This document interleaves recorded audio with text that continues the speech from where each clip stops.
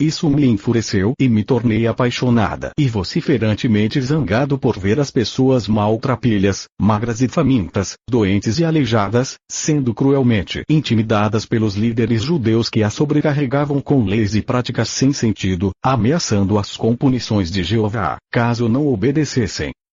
Declarei a todos os que poderiam escutar-me que aquelas pobres pessoas já suportavam o suficiente para também serem esmagadas por medidas sem sentido e restritivas do prazer. Qual era a razão de viver se não nascíamos para ser felizes?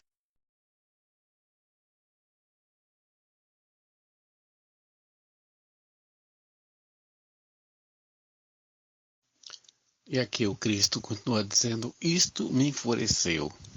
Uma pessoa ficar enfurecida é uma reação interna da pessoa que quer procurar resolver alguma coisa e está zangada pelo que talvez possa fazer ou não fazer.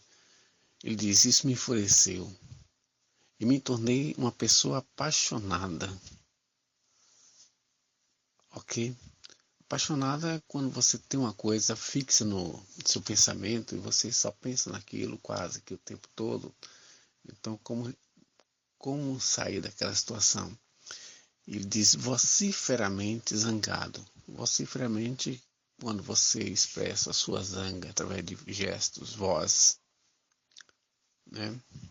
Você fala que não tá feliz com aquilo.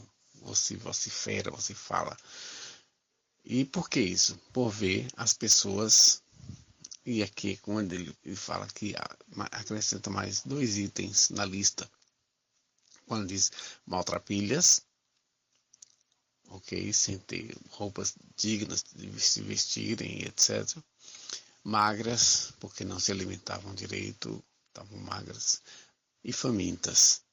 Ou seja, ao mesmo tempo que estavam magras, estavam também ainda precisando de mais comida. E doentes, exatamente, se você não se alimenta direito, você termina ficando doente.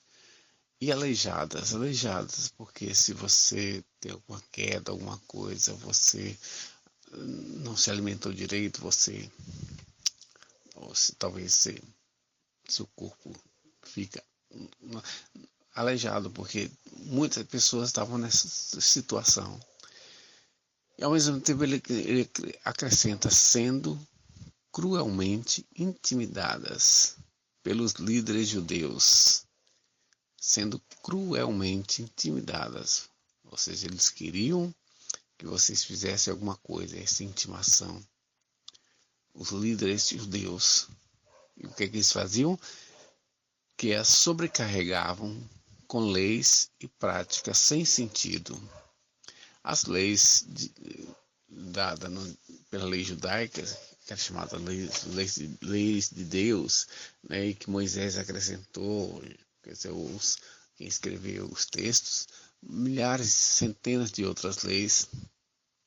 Só quando você vê o livro Levítico, Números, você vê um monte de leis escritas lá. Se fizer isso, faz aquilo, se um boi deu uma chifrada, se fizer isso, tem aquilo, ok? Então, muitas leis, como ele diz assim, leis e práticas sem sentido. Se a mulher apedreja, se o menino fizer isso, apedreja e tal, ok? Sem sentido. E como ele diz, ameaçando-as com punições de Jeová, caso não obedecesse.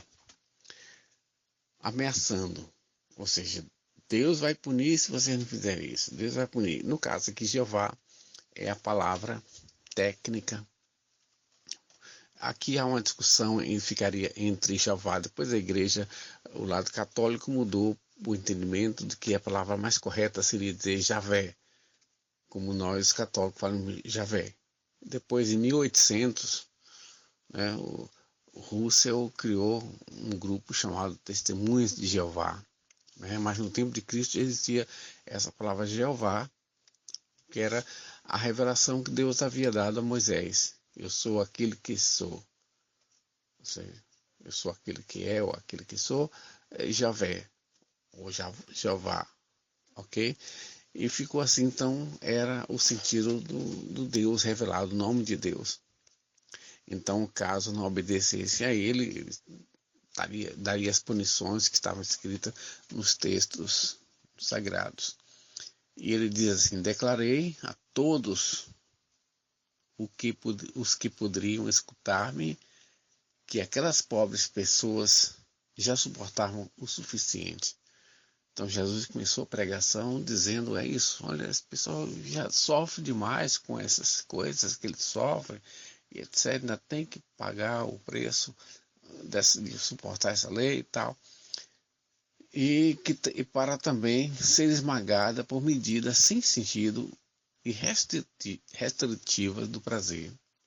Repetindo a frase: declarei a todos os que podiam escutar-me que aquelas pobres pessoas já suportavam o suficiente para também ser esmagadas por medidas sem sentido e restritivas do prazer.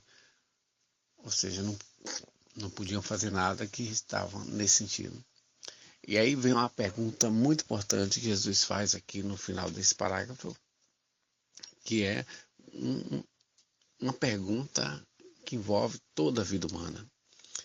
Qual era a razão de viver se não nascíamos para ser felizes? Então essa pergunta chave que vale ainda para hoje, vale para todas as épocas. Então, se a gente não nasceu para ser feliz, para que nascer? Para que viver? Qual a razão de viver? A gente vai nascer para ser sofredores e tal?